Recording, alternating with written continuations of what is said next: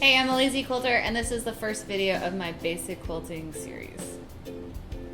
So, I'm going to teach you a few tricks and tips about, I didn't think of that camera, yeah. About basic quilting. My specialty is beginner quilters. I love to teach them, so I'm bringing it to YouTube because I know there are a lot of you out there that might be a little frustrated with your first attempt at quilting, and that's okay. In my classroom, I have a rule: be kind to yourself. It's okay if stuff doesn't look perfect. This is my first video. So I'm gonna help maybe things come out a little bit smoother. Not perfect, but a little bit smoother. And in this series, we're gonna start from the beginning and we're going to go all the way to binding. And I'm just gonna give you little tidbits about what's gonna help. So the first step is when you go and you get your fabric, you buy whatever you're gonna use, a kit or a jelly roll or pre-cut or fabric that you pick out yourself. I have some lovely stacks of Michael Miller solids here that I'm using for Janomi's 100 blocks in 50 days event that is coming up in the end of October. I'm going to use these as an example because they're awesome and pretty. I like pretty.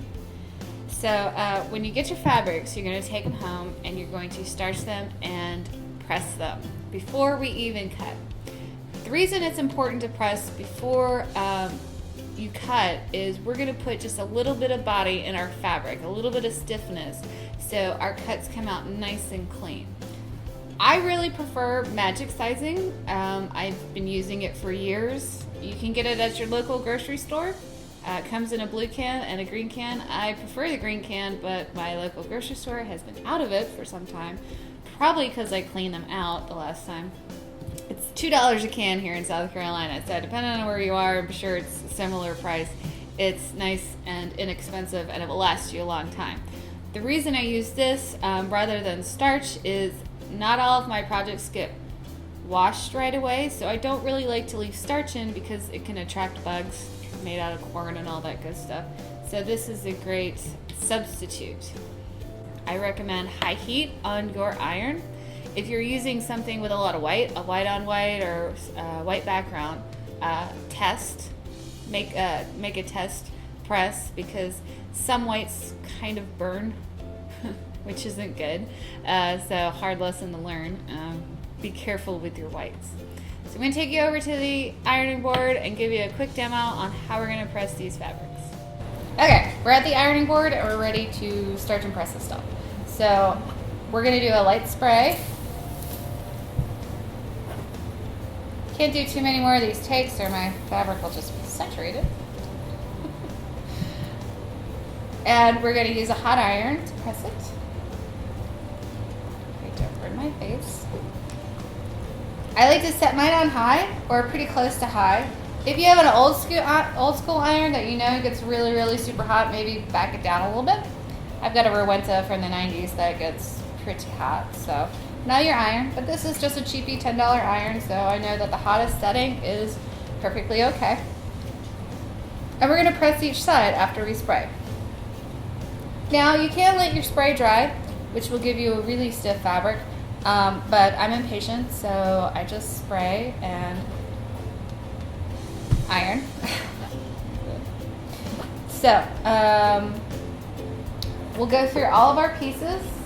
I'm working with some really nice Christmas fabric. I'm going to make a pinwheel table runner with it while I guide you guys. So again, I'm going to starch both sides. Now, an important thing to remember when you're quilting is your ironing is a different technique. When we iron clothes, we tend to rub, put pressure on and rub. Our wrinkles out. Now for clothing, this is somewhat okay, but for quilting, we can't do that. We need to lift and press, lift, press. And as you watch me, it looks like I'm just rubbing, but actually I'm taking the pressure off and putting it back on in little bursts. The reason we're doing this is we don't want to stretch this fabric, okay? Quilts are all about being flat. And when you're working with stretch fabric, it can be really tough to get a flat surface. So lift and press, lift and press. Now this is the white fabric. And be careful of these not to burn them.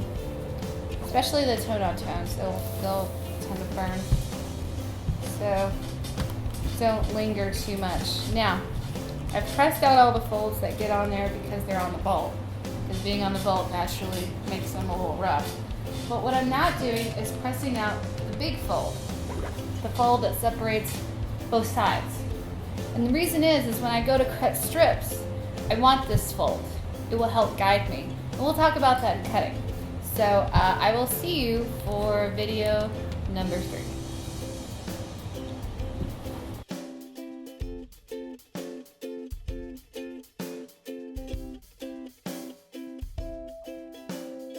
Hello and welcome to ironing, where we learn to iron.